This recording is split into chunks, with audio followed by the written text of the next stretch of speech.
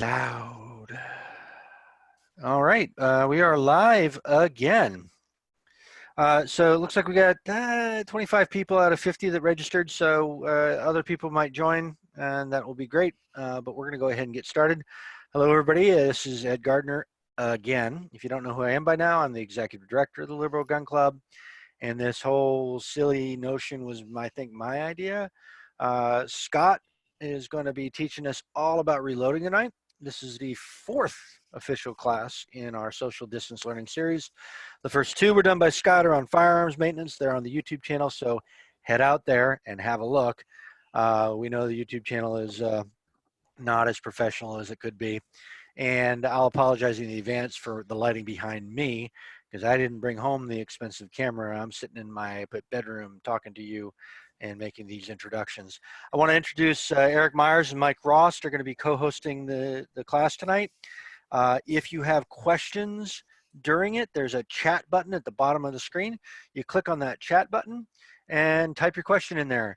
We'll see if it's a good time to go ahead and ask the question and interrupt the meeting. If not, just be patient. We'll ask it for you. We'll save voice questions for everybody till the very end because that's just easier. But by all means, ask questions in chat as we go. So without further ado, I'm going to go ahead and turn it over to Scott Richardson. He is going to tell us all about pistol reloading, specifically, I think 38 Special, and I'm not sure if you're going to do another caliber tonight, but he's going to give us a tour of his gear, a tour of how to make it happen, and a tour of how to make sure you did it right. Yep. Scott, it is all right. All yours. Hello, here's my face. I do have a face. Tonight I'm just going to go over real basic. There's been a lot of questions in the Discord room, looking for information on just basic reloading. What do you need to get started? And so I decided to just put together a quick presentation on a budget reload, how to just get going and kind of learn the craft and get into it for, without dumping a whole lot of cash. This is an old single stage press that I was given, and it's plenty. It works just great for doing small batches of pistol or rifle ammo. It functions beautifully, and there's, I've been perfectly happy with it. And the warranties on them are good. You can pick them up used. Just about every manufacturer has some variation of this. RCBS, Lyman, Lee, there's tons of them, and you really can't go wrong with them. They're pretty stout. And then I'm going to use just the very basic hand tools and explain that there are other ways to make this easier. There are other tools that you could buy to streamline it a little bit, but you don't have to have them. So I'm just going to start by going through the must-haves, and then we're going to go ahead and set up the dies and make some 38 Special ammo. So this is a single stage press. It's a Lee Cast Classic. I don't even think they make it anymore. They have a newer version of it. I have a scale. You need some sort of a scale. This is a Dillon digital scale, but you can use a beam scale. I think most of the reloading packages and kits come with a beam scale. It needs to be able to weigh in grains. Smokeless powder is weighed in grains, not grams. This one, you can convert it from grains to grams and back, but make sure that it weighs in grains because everything is referenced that way, the bullet weight and the powder weight. I have a micrometer, and this is used for measuring many things, but mostly cartridge length. So you'll take a finished bullet like this, and the book will tell you how long this needs to be, and this micrometer will tell you within thousandths of an inch your length. And this is important because if it doesn't fit in the chamber, it's not gonna go bang. And sometimes you'll be measuring, say, the crimp on a bullet. Let's see, so you need a set of you need a micrometer or a set of calipers. I have a set. This is a set of Lee basic dies. just pistol dies. There's 3 of them. I have a 4th die, which is a factory crimp die. It's absolutely necessary because one of your dies in this set sets the bullet and does the crimp. I like to do it in a separate, function, but you don't have to. This die set comes with a shell holder right here. That's what holds the shell into the press. You'll see where these things come into play as I start getting stuff set up. So you need a set of dies. You need primers. This is a primer tray. Everybody makes one. This one's made of metal, but a lot of them are made of plastic. They have these thin ridges. They probably aren't showing up on camera, but they're just ridges. And what you sit here and just rotate your primers. You just put them in here. You take a box of primers, put them in the tray, and then you just rotate it, and it will flip the primers. It'll orient them the correct way. So that's what its purpose is. But you'll need something like that, or you can sit here and turn each one of them over, but that would be unbelievably tedious. So it's easier to just pick one of these up. Not expensive. So you'll need one of those, a funnel, just a little inexpensive funnel, or dumping powder, kind of a must-have.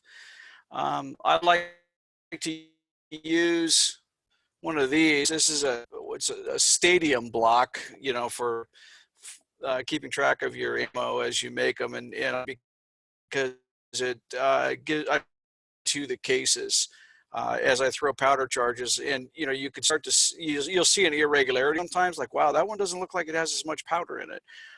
The internal case volume from manufacturer to manufacturer varies. So sometimes one will look a little fuller than another, and if you want to double check it, you can weigh that charge and make sure that it's on. So I just like these. They give me really good visibility.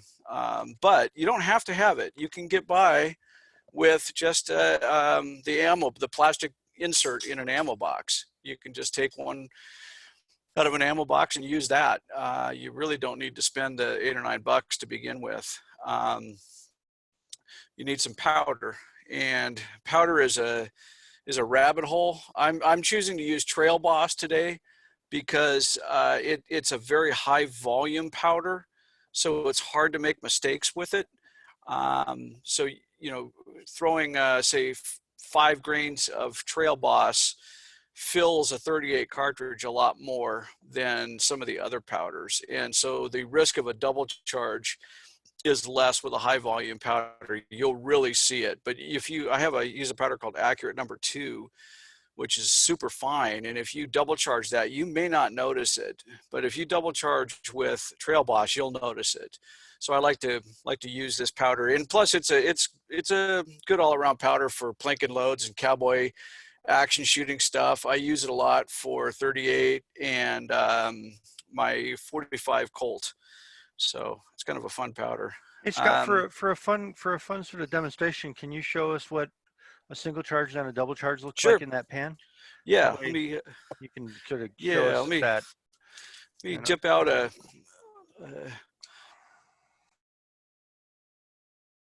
Well, I'll just use the dipper. There's one. Yeah, let me just do this real quick. There's one dipper full. Okay. I don't know if the video will show this. Let me see if I can focus in on that. I don't see. I don't know if you can see how much powder is in there right now. Sorry, it's not allowing me to. Yeah, your video is a little bit choppy and we lost all your lighting, but if you put it in the pan, I think it'll be obvious, or at least I hope. Yeah. Yeah, let's see here. Okay, maybe it'll come back here. Try to get a little bit of light here for you guys. Some more detail. Anyway, that would be, for our demonstration purposes, a single charge. A double charge, if we threw another one in there. Recenter the camera because we lost focus on the pan. Yeah, okay. Yeah, I put another scoop in,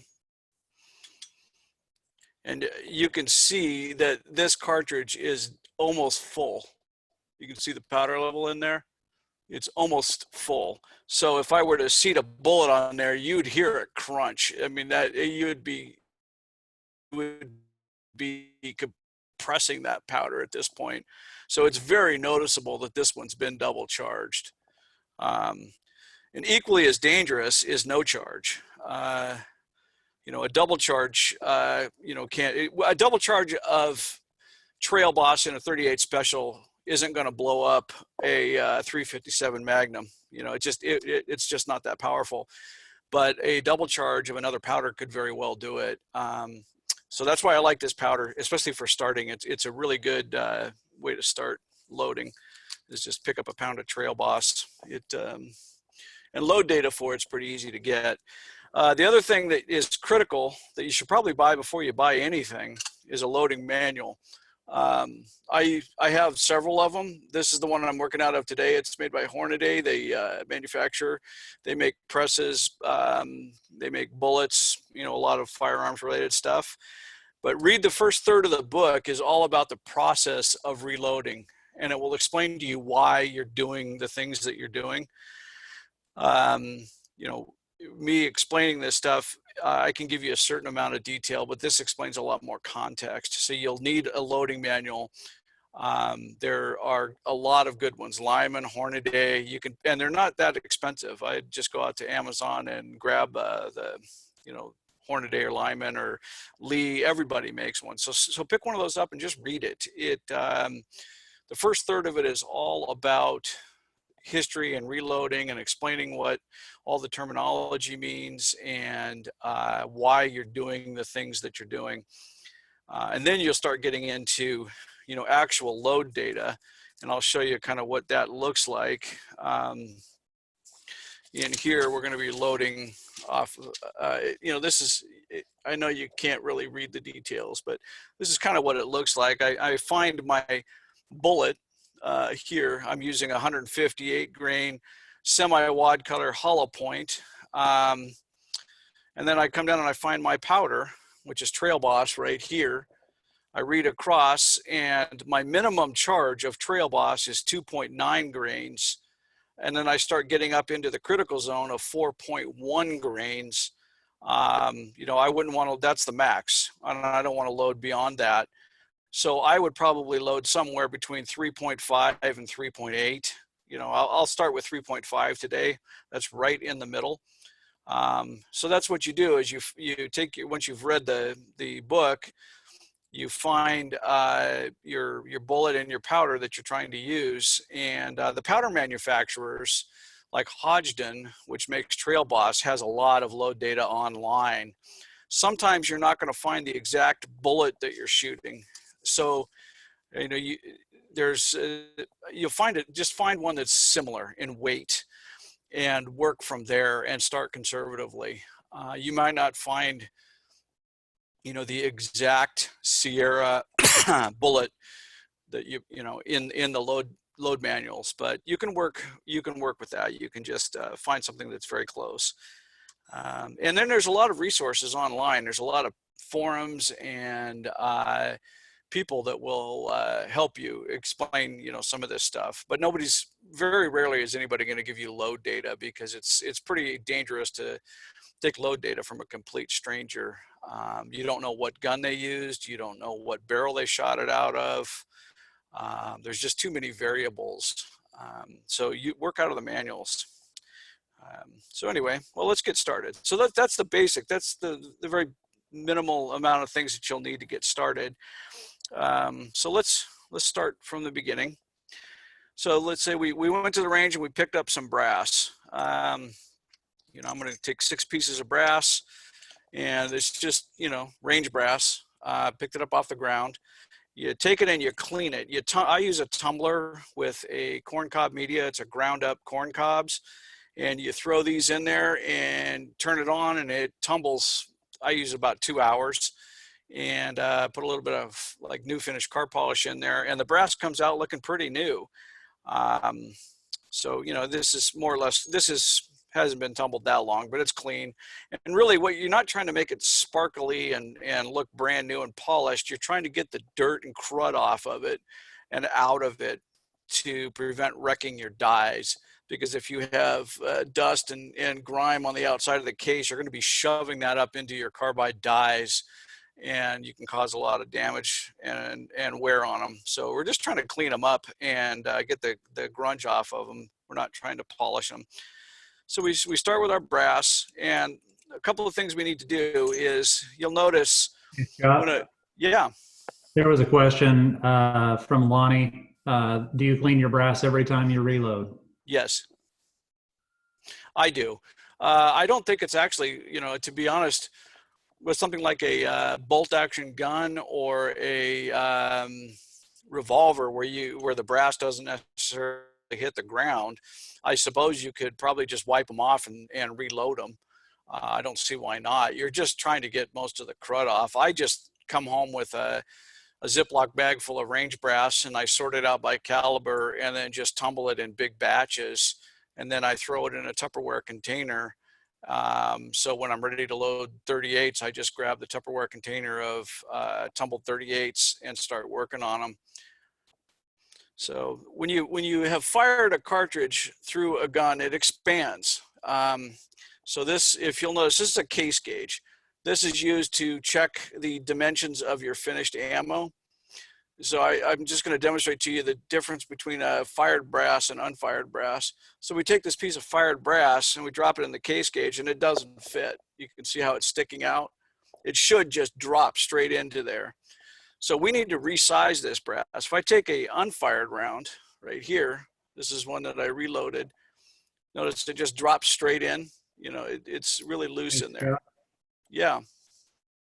Yeah. Another question from the audience asking, do you take the primers out before you clean them? I don't. If you wet tumble, you can. I don't use a wet tumbler. You can deprime them and wet tumble them if you want to clean out the primer pockets. I don't usually worry too much about it. I do it more on like match grade rifle ammo, but for just plain target ammo, I don't bother with it. But certainly it's not wrong to do it that way. The more careful you are, the better off you're going to be. I just don't personally choose to do it. So anyway, this is a finished round, and you can see how loose it is. It drops straight into that case gauge. So that's why we need to resize this brass. We need to get it back down to the original dimensions. So we're going to use a resizing die, and at the same time, what it's going to do is pop this old primer out. So it resizes and decaps. When they say decap, that's what they're talking about is removing the old primer. So we're going to resize this brass and decap it.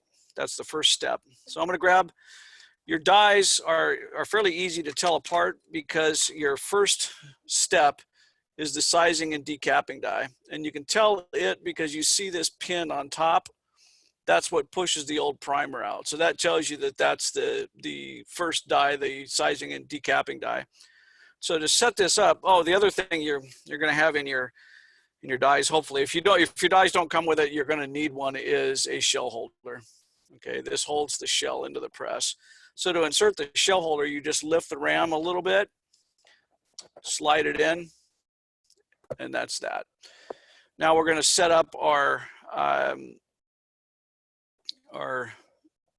first die, our resizing die. So what you're going to do is insert it, lift your ram all the way up, and then just tighten this die down until it contacts that. You tilt the camera up like an inch, half inch, so that we can see the top of it. There you go. Thank you, sir. Yeah. So I'm just threading this down until it touches the shell holder. It's going to take a few turns here to get it all the way through. I hope my head's not in the way. Okay, so it just made contact. It just made contact with the shell holder. So now I move my ram out of the way and go about another half a turn and tighten this lock nut down. See this nut on the top?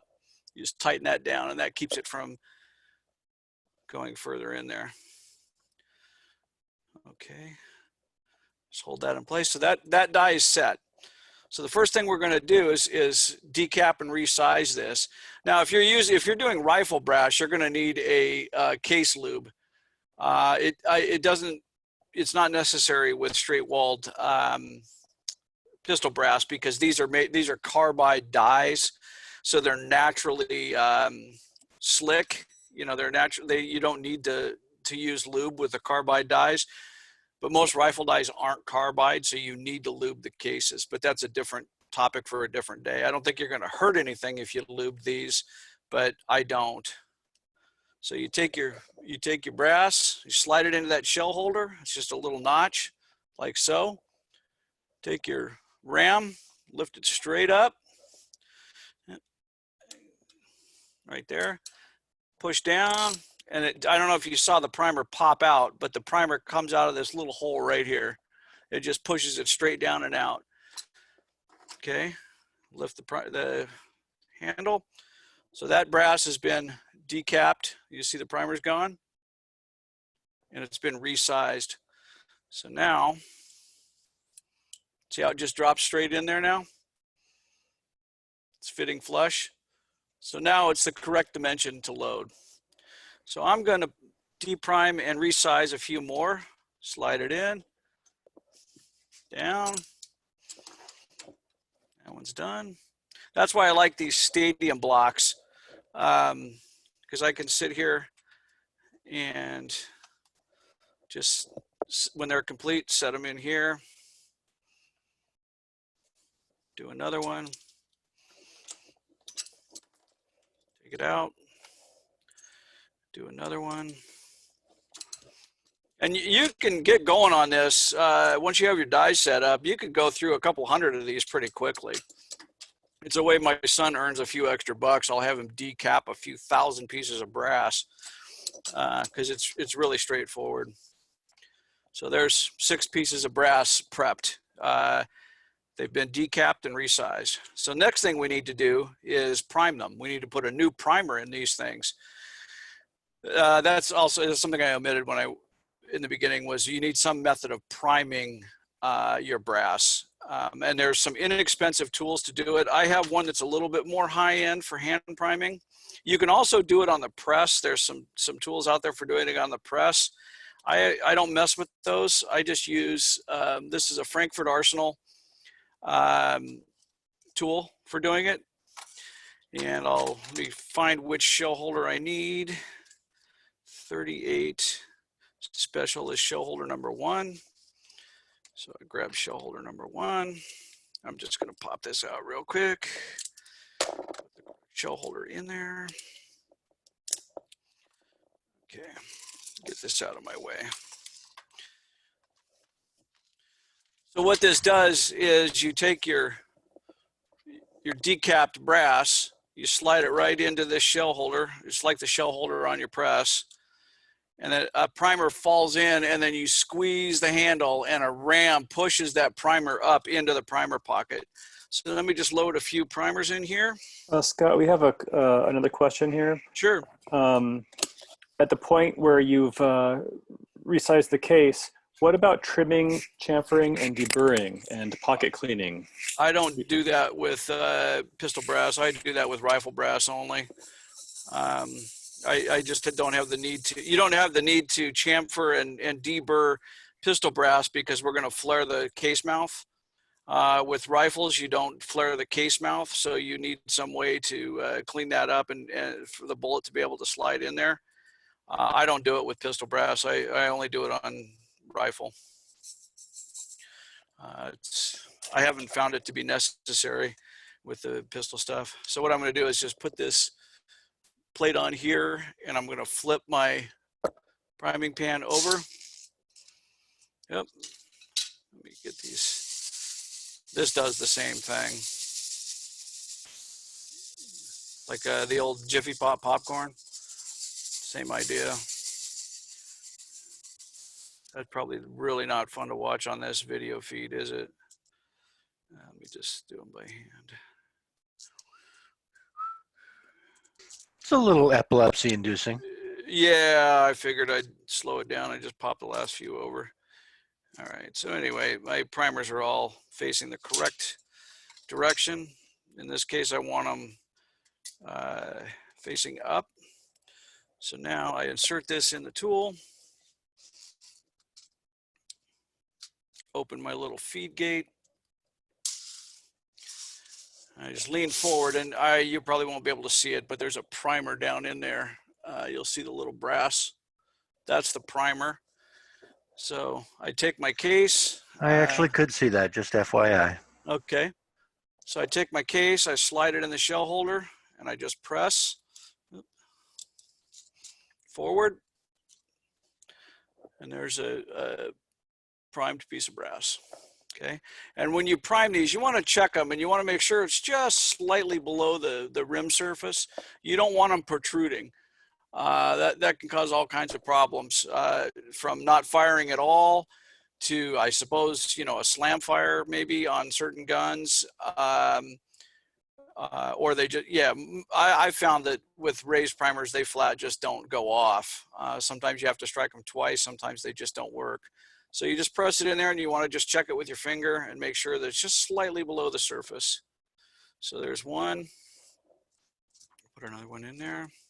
Two. And you could feel them go in. If they're at all crunchy, or if there's any resistance, stop and check. Make sure you don't have any cleaning media in this primer pocket. But it should be a fairly smooth little glide when these things drop into place, slide into place.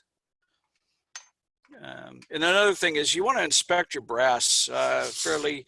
You know, once you pick it up at the range, you want to take a look at it. And each step of the way, just, you know, take a quick look. And what we're looking for, I'll show you a few examples here. So there's 6 pieces of brass primed, resized and primed, and ready to load. Okay. So when I was talking about inspecting your brass, you want to look for a few different things. Like, the worst is, this is a split case mouth. This is all 223 brass, and I don't know if this is going to show up. But there's a split in this neck right here. That's just plain worn out brass. That's been fired too many times, and brass gets harder the more you use it. And so it's just been work hardened to the point where it's failed. So that's just scrap metal. This piece, as you can see, there's a big dent. Is that showing up? Big dent in the side there? Yes, it is. Okay. It's up to you if you want to try to size that dent out. You can push that out a little bit with the sizing die. I tend to not ever use anything that's got a crease in it. Brass is not worth the headache. It's cheap enough that I pitch that. That's no good to me. Throw that in the scrap bucket. This one's got a dent right on the shoulder. You see that little dent in the shoulder? So on a rifle sizing die, it might press that out, it might not. I tend to not mess with anything on that shoulder. It's not worth the trouble. I've got thousands of pieces of it. I'm not going to mess with it. So I just pitch that one. This one, I don't know what happened here, but it's got a big old deep gouge in it. So that gets pitched. That's no good to me. Hey, So Scott, yeah. you want to talk real quickly about the 2 different options, priming on press and priming off press, and the why Yeah. you choose to prime off press? Because there was a question on there, and I think there's some variation. Oh, okay. Well, I prime on press with my progressive press because it's very fast. You know, it's on the second stage of the press. It primes, and then you drop a powder charge in it. With these die sets, it would also be on the second stage. You can get an on-press primer with a single stage press, but the ones I've seen, the priming systems for these single stage presses are just kind of janky and unreliable.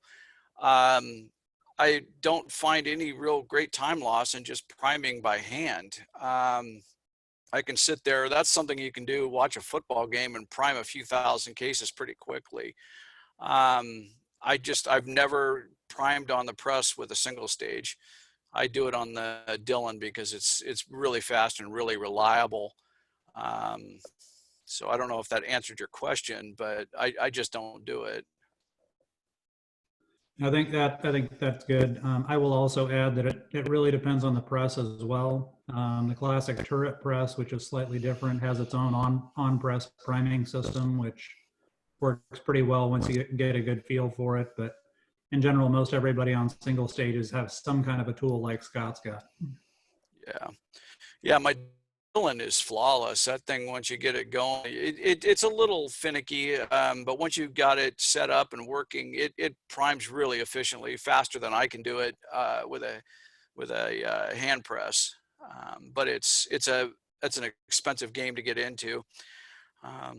Okay, so we're done with this die. We've sized and deprimed all of our brass. So you can leave. They have these lock rings, right, that have an Allen screw. And you can set that lock ring so it stays set for this press, and you never have to reset it again if you don't want. I would always caution you to double check it before you start working on your ammo, but you can lock that in place, and the next time you want to load 38, you just put it right back in there and thread it down to the lock ring. Okay, so the next thing we want to do is we want to charge our cases. We want to put some powder in them. Make them go bang. So I have a scale here. I'm going to refer to my book, and I'm going to find my 38. I'm using these bullets right here, which I don't know if the label will come through, but they are 158 grain, 338, 357 bullet. The diameter is 3.356. So I want to, they're semi-wad cutter and they're lead. So I'm going to look for some load data for those. Grab a few of those and set them aside. Get this out of my way. So in my book, I'm going to go over to 158 grain semi-wad cutter. This is a hollow point, so I want to go over to 158 grain SWC, which is semi-wad cutter. So this is giving me some information. It's telling me if I'm using Trail Boss, my minimum charge is 2.9, my max is 4.1. So I'm just going to load them up to about 3.5 grains of Trail Boss. It's also telling me that my case overall length, when the round is complete, the overall length will be 1.455 inches. So that's what I want to read. That's what I want to set my bullet depth. When I set my bullet, that's what I want the overall length of the cartridge to be. So, Hey, Scott. Yeah. You talk about how you arrived at that particular charge. Yeah, because I don't know, it's all going to be wonky on the video, but my lowest charge, according to the book, for this bullet and this powder is 2.9 grains. My highest being 4.1. I usually just start somewhere in the middle. If you want to load a real powder puff round for, say, your kid, you know, you just want them to have some low power 38 loads for the experience, you know, you can start at 2.9 and work up. The problem I found with that, with a revolver, it's not a big deal because you're not cycling the recoil isn't cycling the gun. But on some semi-automatic guns, if you start at the low end, it may not cycle. You know, it'll go bang and a bullet will come out, but it may not cycle the gun. So I always just tend to start in the middle. But now with my 48 Colt, it's a real Colt single action Army, and I tend not to want to punish the gun. You know, I just enjoy plinking with it, and I'm not interested in shooting huge charges through it. I started loading at the low end and worked up from there. So you can do what's called a ladder. So you would start at, say, 2.9 grains. Loads, you know, for a revolver, I'd load 6 rounds at 2.9 grains, and then I would load 6 at maybe 3.1, 6 more at 3.3, 6 more at 3.6, and, you know, work your way up and find out which powder charge works best for that particular gun, you know, which is, you know, for accuracy and with a semi-automatic, does it cycle the gun reliably and is it accurate? So you can ladder them up like that. To really fine tune the ammo to the gun.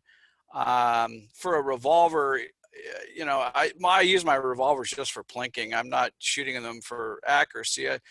I'll ladder them up, usually starting from the middle up to shy of the max, just to see what works best for me for accuracy mainly. But I have a couple of, I'll show you what a ladder looks like when I'm done. I have some loaded up. So anyway, we're going to start at our charge weight of 3.5 grains of Trail Boss. So what I'm going to do is I'm going to take my scale here, and I'm going to take my powder and my dipper, and I'm going to dip out and weigh. There's a digital readout here. I'm not even going to bother to waste your time trying to show it to you, but I'm going to dump my powder in there, right, until I get to my desired weight. Okay, see, this powder multiple dips because it's so bulky. Oops. I had it on grams. I was like, that's a lot of powder. So it's on grains now. That's 2.67. So you just trickle out a little bit more. 3.5 right there. So that's my charge, 3.5 grains. And I don't know if there's not enough detail to show you this, but this powder looks like little donuts. It's interesting stuff. So I'm just gonna take this and charge my case. I'm just gonna put the funnel right over the case mouth, dump it in there, make sure I get it all. Okay, I'm gonna do another one.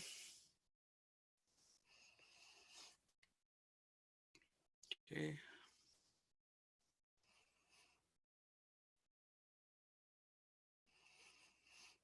And there's 3.5. Dump it in the second case. There's a thing called a powder trickler, which is this device right here. Not 100% necessary, but it's handy for, especially for doing rifle loads, where I can take a scoop or whatever and put it in there, and then I can just use this, and it just trickles out a few little grains. Whoop, that was way more. But it'll just trickle out a little bit at a time. It just drops a few little grains, and that'll help you really, you know, it's a great way to just get an exact down to the 10th of a grain of powder. So I'm at 3.1. I would just give this a little whirl, and it'll drop a little bit of powder each time. 3.2. 3.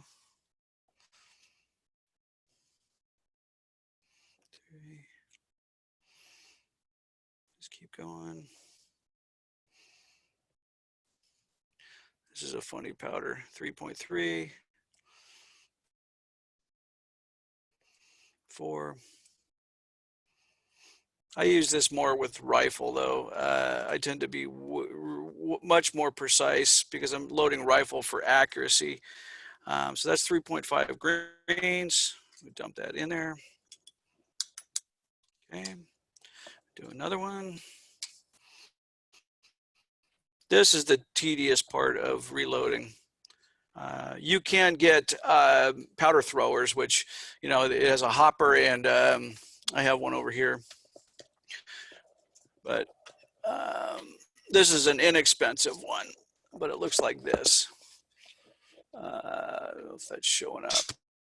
It's not all in the frame, but it has this hopper here, and then you move this handle up and down, and it drops a powder charge, and you adjust your powder charge with this right here.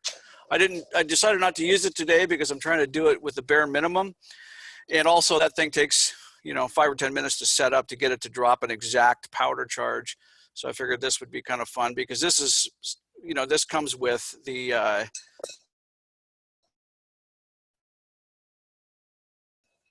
in a kit. Nope. So it needs to do just about all of this.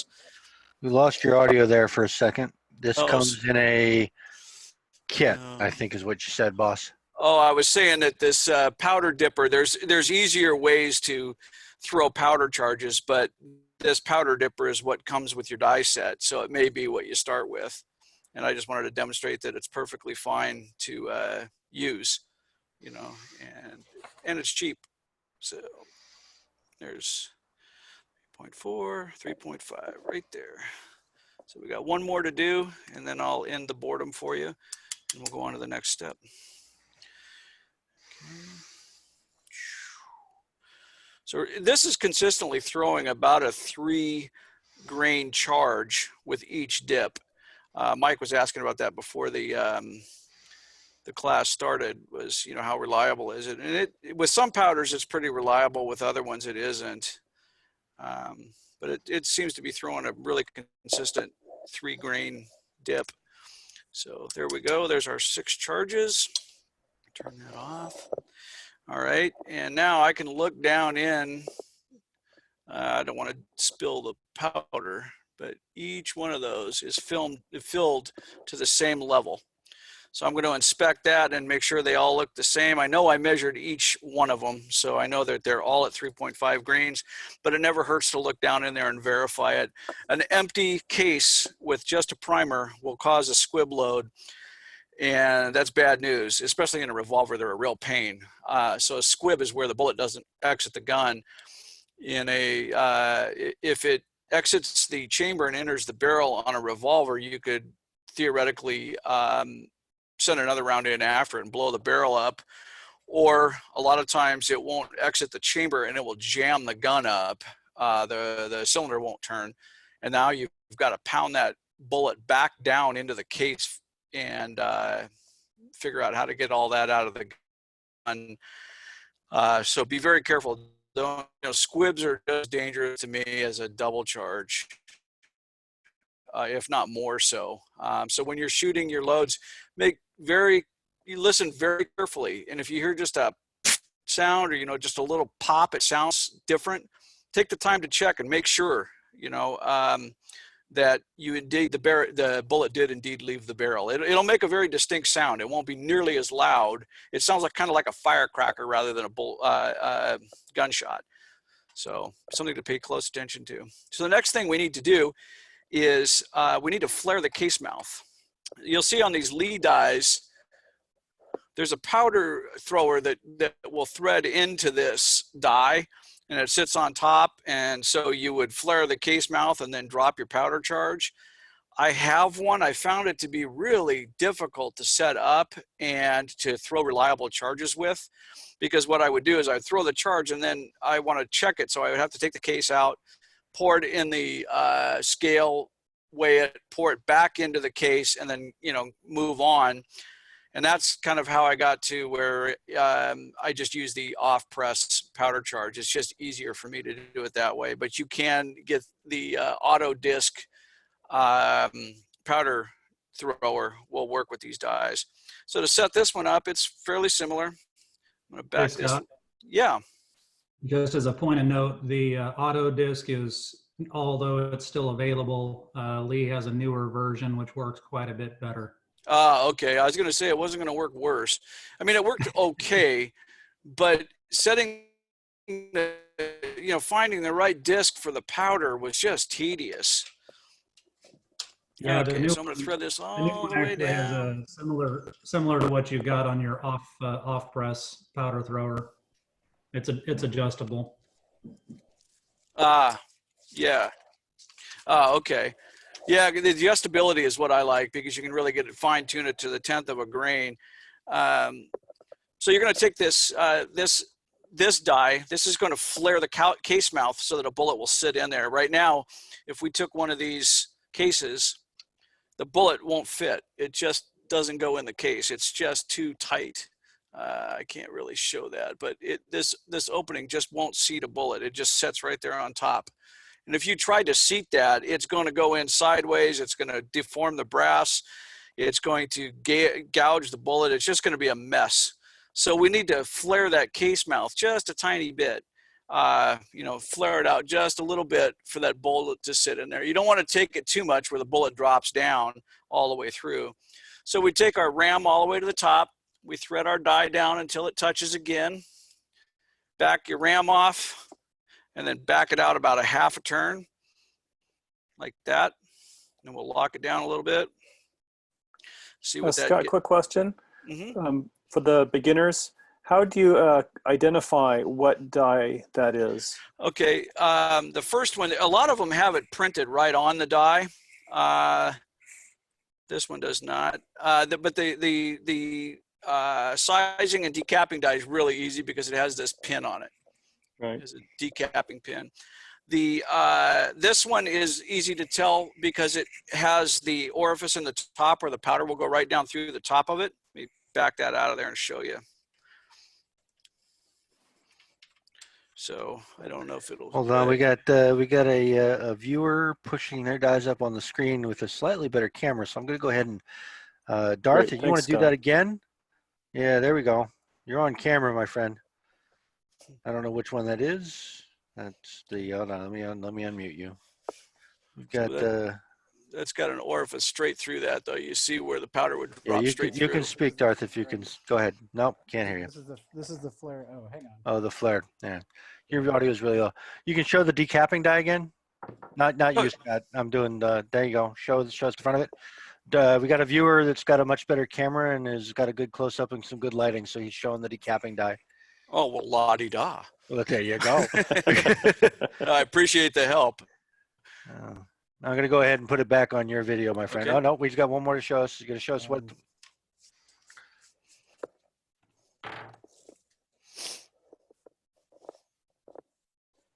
I assume this is the press for the round itself. Has that piece in there? I can't see. Yeah, I'll pull it back after, you know. Yeah, so that's a. Yeah, so this is what the dies look like. And like Scott said, they're all universal. So I'm going to go ahead and push it back to Scott's video. Sorry about that, Scott. Oh, no worries. I appreciate the help. You know, he had a really clean video there. So yeah. So anyway, this second die, the powder drops straight through it. So you can see through it. That's kind of how you know this one is the powder and flaring die. I'll take it out of there and show you again. You can see the daylight right through it. See that?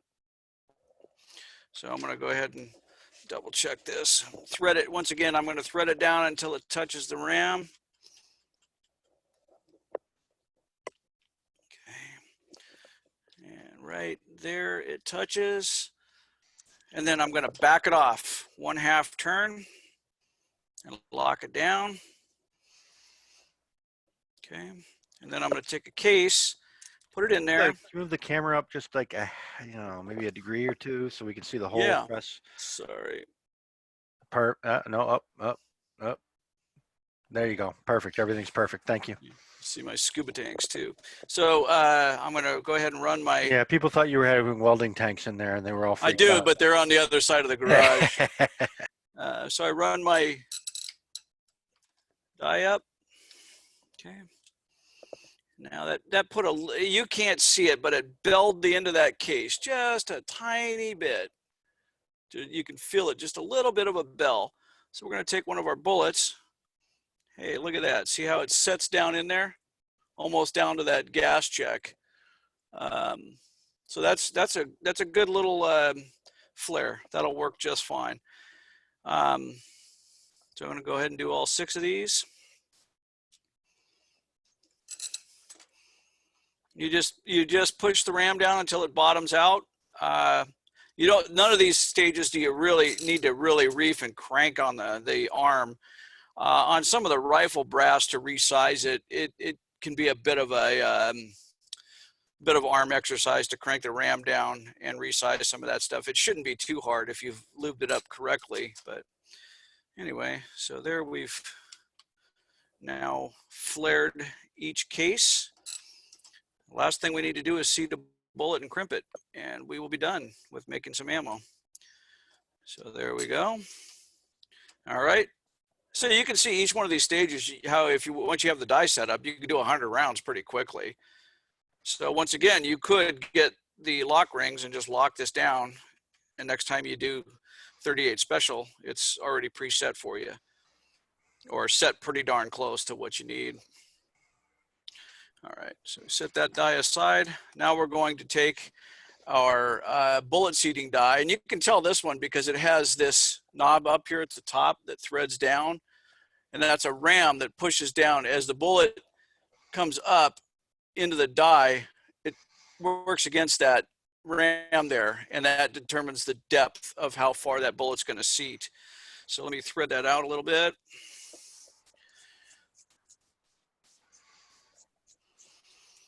Yep, hold on a second. Let me get that. All right, so now I'm going to thread that back down. Once again, we're going to raise our ram until it touches the top of the ram. Okay. I'm going to lift the ram out of our way and go about 1/8 of a turn and start there. Okay, I'll lock that down. Okay, now let's take our case, set it in there, take our bullet, set it on top, just come up very, nice and slow. Okay, it's seated in there, right there, see that? Now I'm going to check that depth though. I want to make sure that that depth is correct. So I'm going to go back to my book and we're looking for a 1.455 overall depth. So I'm going to take my tool here. I'm going to measure that. 1.455, spot on the money. I don't know if you can see that. 1.453, so it's varying, but it's right there, 1.455, right on the money. Okay. So you can push the bullet down further or not as far by just playing with this setting right here. So I'm going to go ahead and do all 6 of those. Scott, when you talk about the gas check, you want to tell people what a gas check is? Yeah. So on a jacketed bullet, the jacket kind of seals the gas in the cartridge. So when the powder burns, all that gas is, it doesn't blow by the bullet. It actually, builds up pressure behind the bullet and forces it out. This is a gas check. So this does the same thing on a lead bullet. See, there's no jacket, it's just lead. So it has a little ring here, and then this is just like a waxy type substance that sort of performs the same function. It just performs a little bit of a seal. Pull that up closer to the camera. I can almost see it in the video, but yeah, right here. There we go. That little reddish ring. Yeah, so you'll see them that'll be blue or red. Some of them will have 2.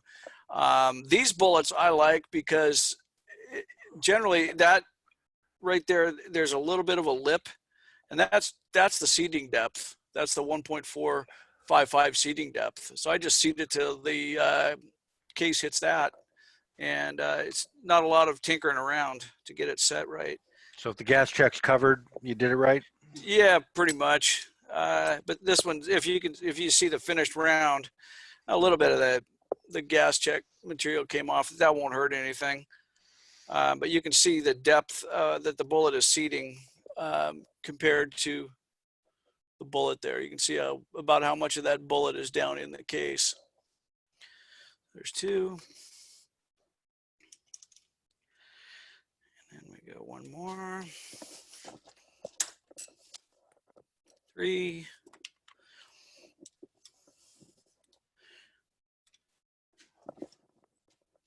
4.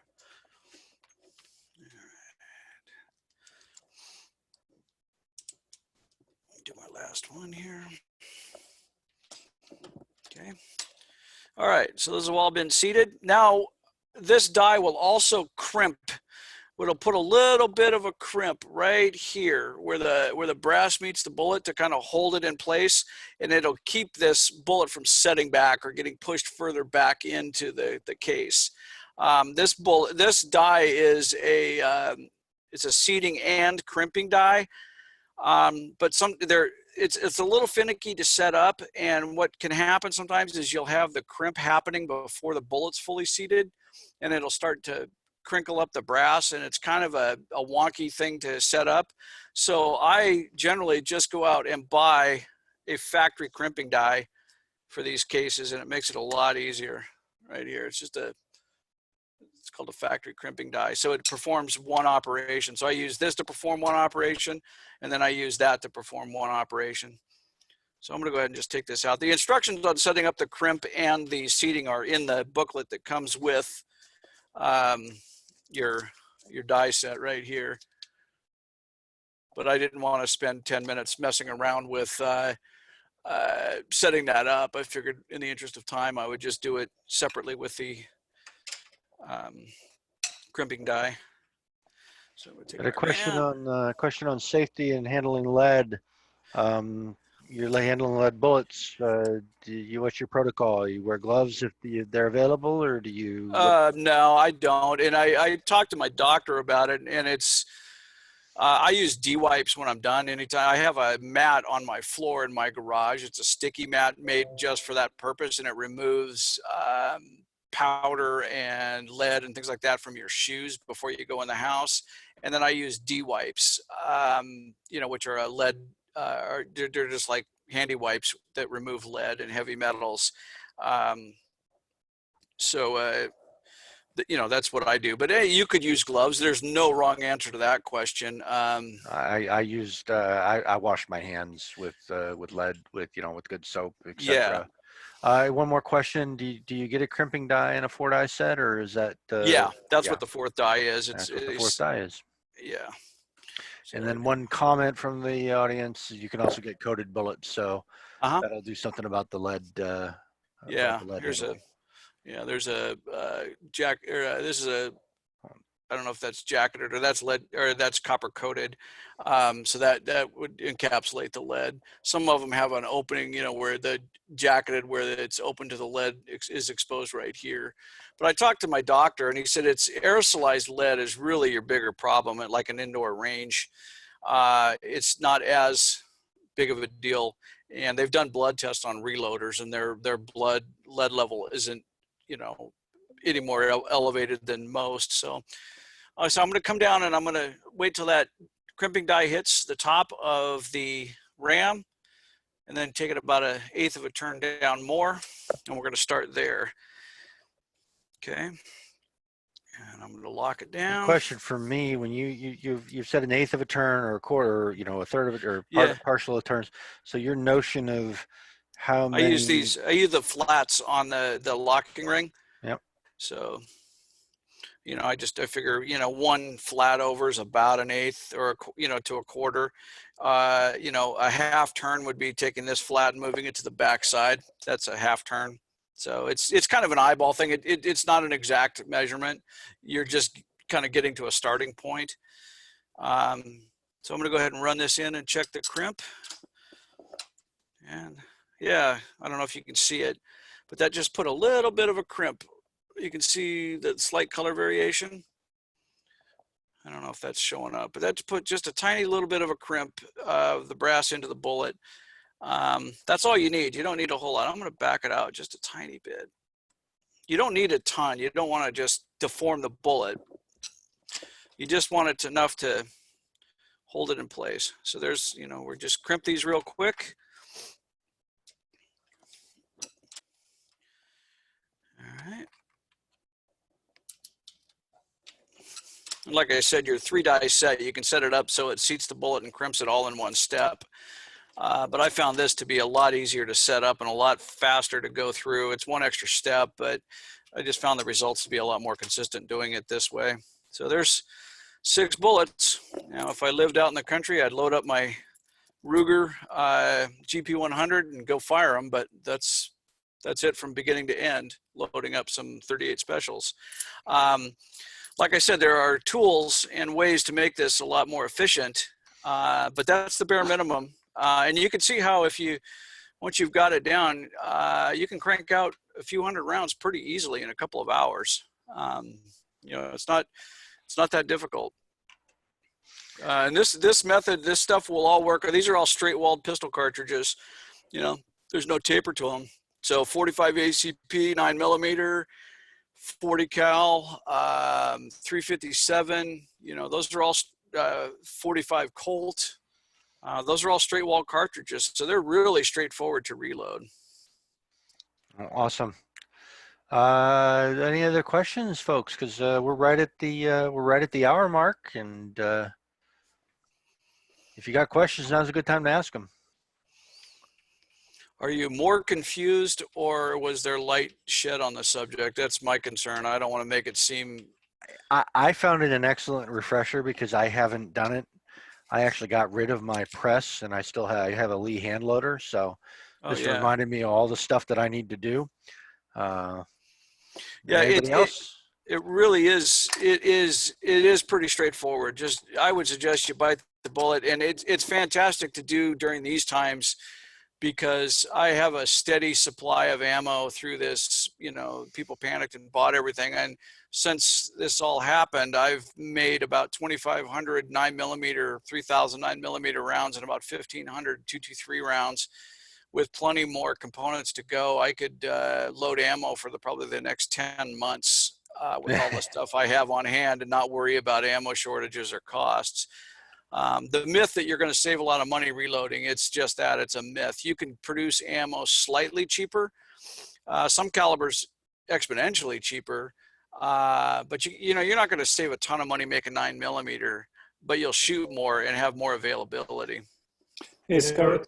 were two questions up there. The first one, oh, it just moved out there.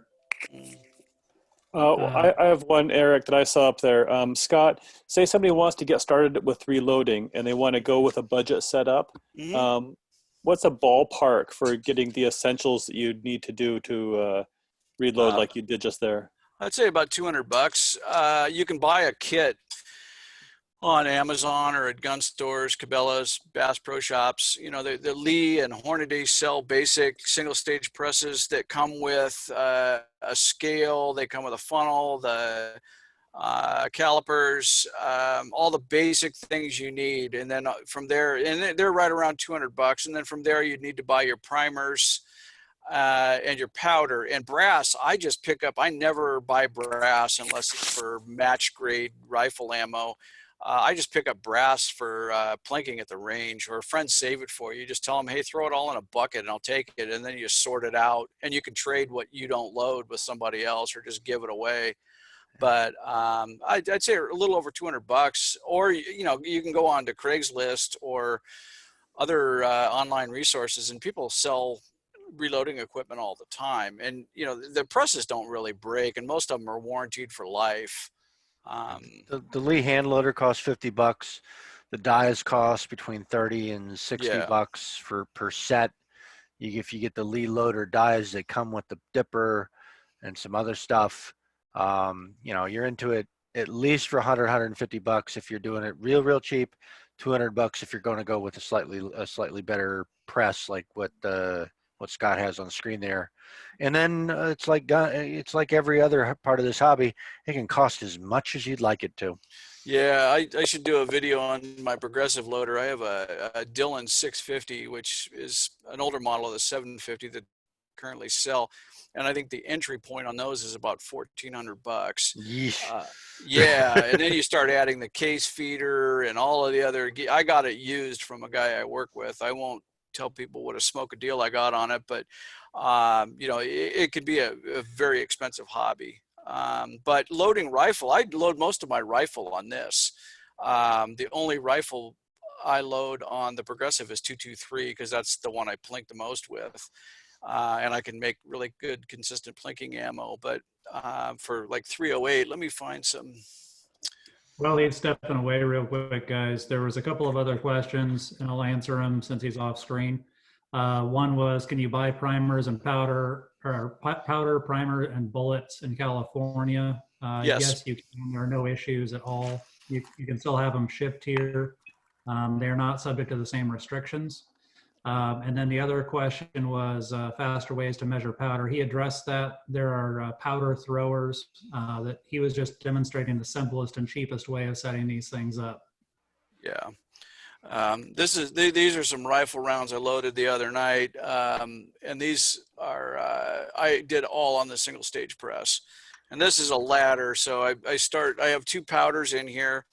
I have Benchmark and Varget. And so I start my Varget at 39 grains, and then I kind of laddered up to 41 grains in about half grain increments. And then with the Benchmark, it's only going a couple tenths of a grain. But then you come out and you shoot 5 at a target, shoot 5 more, and you figure out which of these powder combinations work best for your gun. So that's the way to, but I did all of that on the single stage press. I don't use the progressive for that stuff, because this you can really finely tune it. That's what it's better for getting it exactly right versus the Dylan. It's a lot more finicky to set it up for that precisely. So we're 10 minutes past the hour. I think unless anybody has got any pressing questions, I think we've wrapped it up. I want to thank Scott. This has been awesome again. I'm going to unmute everybody, and you can all give him your thanks in person. Outstanding, Scott. Thank you. All right, thanks a lot. Appreciate it. Yeah, and the reloading forum on the Discord is great. There's some really knowledgeable people on there that can answer your questions and help you get started, or just reach out to me. I'd be happy to help. Yeah, it's a vigorous community on the forums now that they're working again, and push comes to shove, we'll even catch you on Facebook or Twitter, but forums and Discord are where the action is for the interactive stuff. Scott, thanks again. Yeah. This has been awesome. Yeah, thanks, Scott. Love the Yeah. video setup. This is you even stayed online the whole time, so that's great. I did. My new router works for today. All right. All right, guys, have a great night. Thank you All right. again. We'll talk to you soon.